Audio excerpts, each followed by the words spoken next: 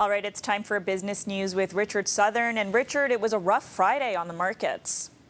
Sure was. Good to see you, Tina. You too. Not a very good ride at all. It was the markets took a bath today. Splish splash. The Dow fell 1,000 points today. You don't see that every day. Wow. The Nasdaq, Tina, was the hardest hit. It fell 500 points or 4%. It was all due to signs that U.S. interest rates are going to keep on going up.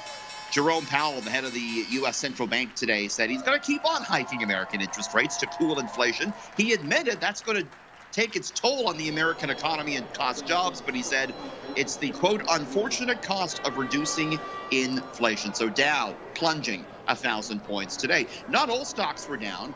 Electronic Arts was one of the stocks that rose.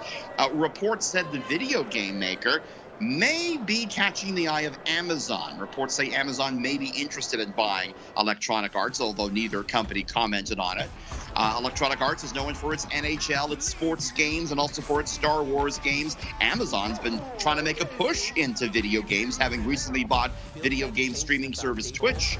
It's been a banner year for deals in the video game industry. Microsoft trying to spend $69 billion to buy game maker Activision Blizzard.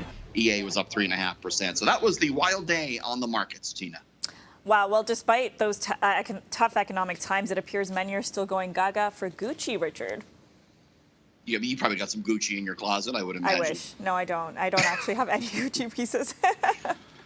Well, it's never too late. And what people are doing now, they're looking for the vintage Gucci in the consignment shops, right? The older stuff is what's really in right now. So apparently. trendy, yeah.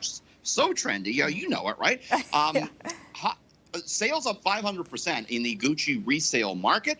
That's according to consignment shop Real. Specifically, fashionistas, I'm told, are clamoring to get their hands on Gucci Blondie, a vintage handbag that debuted back in 1971.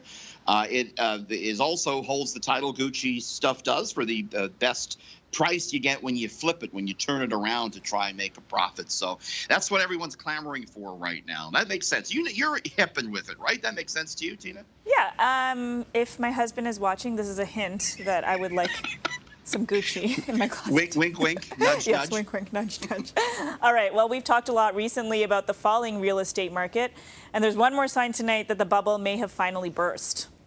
Well, I mean, even the premier couldn't escape for what's going on in the real estate market, but we did get word today that Premier Ford recently sold his home in Etobicoke. Wow, that had been on the market all summer. Been trying to sell that for a while. He had to cut the price of it back in July, the asking price. Reports are that this home the premier was living in, the 4,500 square foot home in Etobicoke, sold for $2.7 million, a little bit less than the 2.8 he was asking for. He initially was asking more than $3 million for this property, which boasted multiple walk-in closets, balconies, finished basement, and an in-ground pool.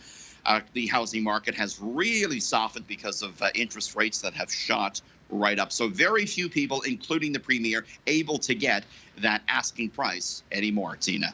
Well, I'm a little bit surprised about that. Are you?